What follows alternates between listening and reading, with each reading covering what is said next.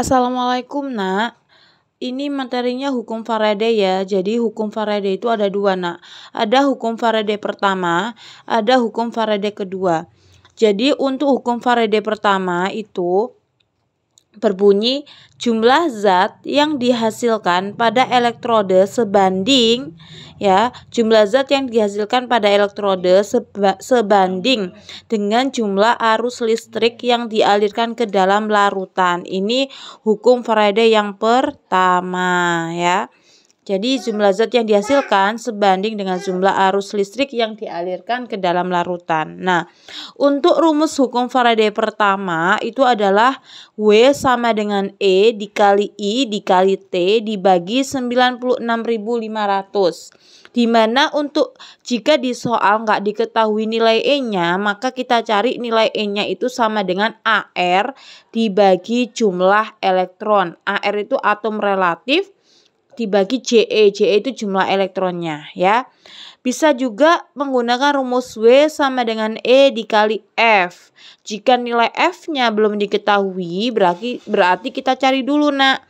F sama dengan I dikali T dibagi 96.500. Bisa juga pakai rumus yang W sama dengan E dikali C per 96.500. Jadi untuk keterangannya 1 Faraday itu sama dengan 1 mol per E atau mol E pangkat negatif ya. Jadi kita menggunakan rumus yang pertama atau kedua atau ketiga itu tergantung apa saja yang diketahui di dalam soalnya. Jadi kita baru bisa menentukan pakai rumus yang mana ya. Kemudian hukum Faraday yang kedua itu berbunyi jika arus listrik dialirkan dalam beberapa sel elektrolisis yang dihubungkan secara seri, maka jumlah massa zat-zat yang dihasilkan pada tiap-tiap elektrode sebanding dengan massa ekuivalen masing-masing zat tersebut. Nah, hukum Faraday kedua itu menggunakan rumus W1 dibanding W2. Ini sama dengan ya nak, sama dengan E1 dibanding E2. Atau bisa juga menggunakan rumus N1 dikali V1 sama dengan N2 dikali V2. N itu jumlah larutannya ya, V itu volumenya. Nah, ini keterangannya W sama dengan berat zat, satuannya gram, I itu kuat arus, satuannya ampere, E itu berat ekuivalen zat, T itu waktu per detik. Jadi W itu berat pertama, W2 itu berat kedua, W itu beratnya endapan, sedangkan E itu adalah berat kivalen zat ya. E2 itu berat kivalen zat kedua, E1 itu berat kivalen zat 1. Kalau N tadi jumlah larutannya, V itu adalah volumenya ya. Jadi hukum Faraday kedua ini perbandingan nak. Kalau hukum Faraday pertama itu bukan perbandingan, itu perbedaannya. Jadi kapan kita menggunakan rumus hukum Faraday pertama, hukum Faraday kedua itu tergantung soalnya nak. Kalau soalnya tentang perbandingan, berarti kita menggunakan rumus hukum Faraday yang kedua. Tapi jika di soal, kalau di soal itu bukan yang dibahas bukan tentang perbandingan, berarti kita menggunakan hukum Faraday yang pertama. Oke, di sini ada pembahasan soalnya ya. Nomor 1 kita bahas bersama biar kita paham. Nah, untuk nomor 1, dalam elektrolisis FeSO4 digunakan listrik sebesar 0,6 Faraday ya. 0,4 maaf. 0,4 F itu berarti yang diketahui apa? Yang satuannya F. Nah, berarti di sini di soal diketahui karena ini ada F-nya. Kalau ada satuan F, ini kan ada satuan F ya. Berarti diketahui nilai F-nya. F tadi itu apa? F itu adalah Faraday-nya ya. Ini belum ada keterangannya. Jadi F itu adalah Faraday-nya. Nah, ini ada satuan F, berarti diketahui F-nya adalah 0,4 di soal 0,4 F. Kemudian hitung massa Fe yang dihasilkan di katode. Nah, katode. Jadi yang ditanya adalah masanya. Nah, masa Fe. Nah, yang di katode. Jadi ada katode dan anode. Nah, kemudian di sini yang ditanya adalah hitung masa Fe. Yang ditanya masa Fe yang dihasilkan di katode. Katode itu apa? Katode adalah yang bermuatan negatif ya. Ini bermuatan negatif. Kalau anode itu bermuatan positif, tapi yang ditanya di sini adalah masanya atau masa Fe.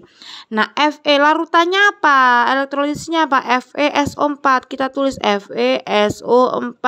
Nah, FeSO4 ini rangkaiannya apa? Berarti Fe plus SO4 2-min. Dari mana 2-min ini?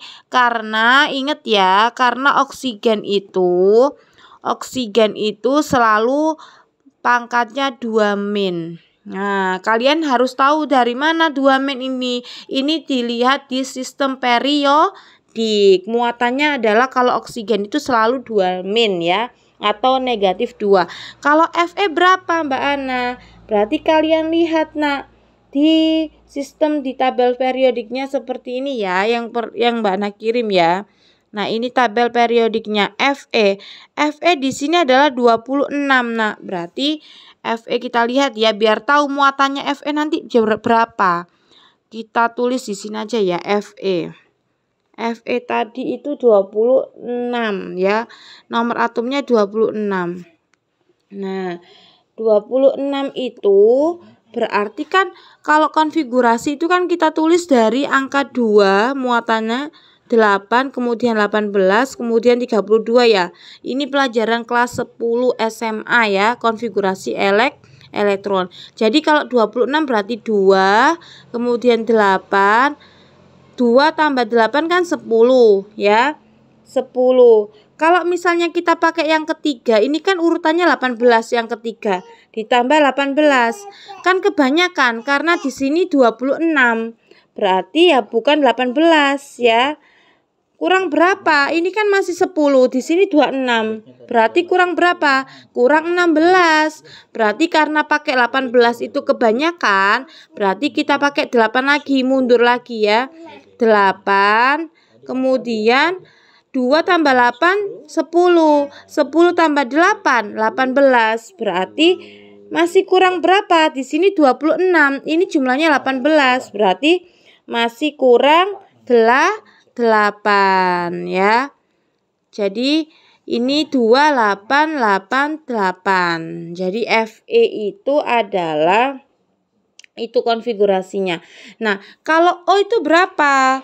Kalau O kita lihat O itu 8 ya. O itu nomor atomnya 8. Berarti gini konfigurasinya. Kalau O itu atomnya 8, berarti otomatis 2, sini 6 ya, karena kalau pakai 8 otomatis kelebihan. Kalau di sini 8, 2 tambah 8 kan 10. Di sini nomor atomnya 8, berarti 2, sisanya adalah 6. Nah, 6 atom itu kan stabilnya kan 8 ya nak ya. Atom itu stabilnya 8, oktetnya itu sampai 8. Kenapa? Karena di dalam sistem periodik itu hanya terdapat sampai golongan 8. Tidak ada golongan 9 ya. Jadi harus sampai 8. Karena di valensi yang paling akhir ini 6, otomatis untuk mencapai oktet atau stabilnya kan harus 8. 6 ke 8 itu kurang berapa? Kurang 2. Makanya oksigen itu selalu negatif 2. Negatif 2 itu artinya dia membutuhkan, negatif ini artinya dia membutuhkan 2 elektron biar stabil jadi 8 ya. 6 tambah 2 itu kan 8 ya. Kalau membutuhkan itu tandanya itu negatif ya. Jadi makanya oksigen di sini selalu pangkat muatan ionnya adalah negatif 2 atau -2. Lalu Mbak Ana, kalau Fe itu berapa? Sedangkan Fe tadi itu kan sudah stabil. Nah, diingat-ingat, jadi Fe itu muatannya adalah 2+ ya. Di sini diingat-ingat ya, ini 2+. Nah, dari mana kok tahu 2+? Sedangkan kan di sini stabil nomor atomnya. Ini ketentuannya nak yang harus diingat. Kayak misalnya oksigen. Oksigen itu selalu negatif 2. Nah, F ini biar buat catatan ya. Fe itu muatannya juga selalu positif 2 atau 2+ sama aja ya. Jadi ini itu berpengaruh untuk apa sih? Untuk jumlah elektronnya ya. Jadi di soal itu kan yang ditanyakan massa Fe. Nah, sedangkan yang diketahui hanya Faraday-nya saja. Otomatis kita menggunakan rumus apa? Kan di sini kan di soal ini tidak ada perbandingannya ya. Kalau tidak ada perbandingan, tidak ada kata perbandingan sama sekali, berarti kita menggunakan rumus hukum Faraday pertama. Nah, hukum Faraday pertama ada 3, 1, 2, 3. Nah, karena di soal ini yang diketahui hanya Faraday-nya, hanya F-nya saja, berarti kita pakai rumus yang mana? Sedangkan tidak ada kuat arus ya, di sini tidak ada kuat arus listrik. Otomatis kita menggunakan rumus yang kedua ya. Yaitu W sama dengan apa? W sama dengan E dikali F. Oke, rumusnya masukin W sama dengan E dikali F. Nah, loh, E-nya di sini nggak ada Mbak Ana. E-nya belum diketahui. Otomatis kita mencari rumus E dulu. E-nya apa rumusnya? Nah, di sini sudah ada karena catetin ya rumusnya. Untuk mencari E adalah AR dibagi CE, jumlah elektron. Berarti kita tulis. Kita cari dulu nak. E sama dengan atom relatif dibagi jumlah elektronnya. CE ya. CE itu jumlah elektron. Nah, atom relatif Fe berapa? Di soal nggak diketahui. Jadi atom relatif Fe itu nilainya adalah 56. Nah, dari mana? Ini bisa ada di sistem periodik nak.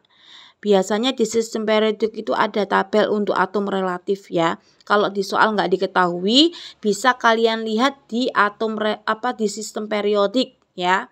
Jadi atom relatif itu nggak bisa dicari karena sudah ada penemunya, sudah ditentukan dari sananya ya.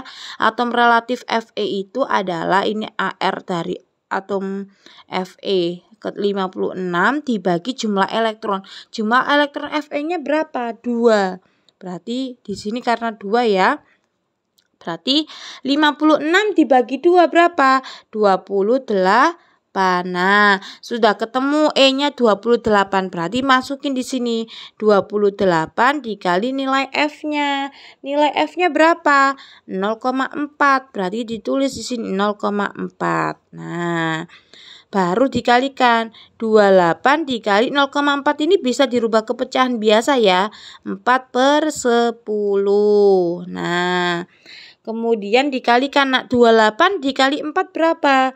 112 dibagi 10. Nah, 112 dibagi 10 itu hasilnya adalah 11,2 gram. Nah, ini hasilnya. Nah, silakan difahami. Jika ada pertanyaan silakan ditanyakan ya.